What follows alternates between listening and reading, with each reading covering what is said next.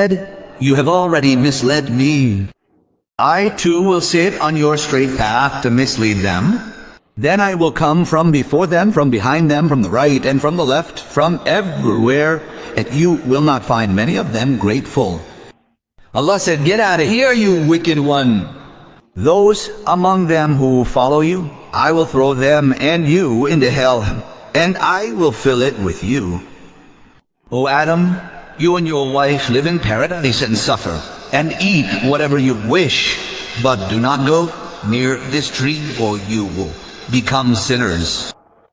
So Satan began to seduce them, trying to expose their hidden private parts.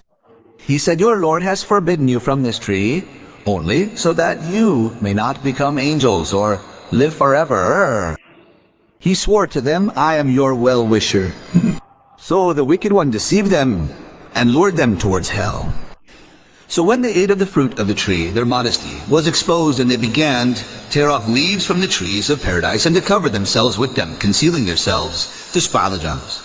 And their Lord called out to them, "Did I not forbid you from approaching this tree? And did I not make it clear that Satan is your open enemy?"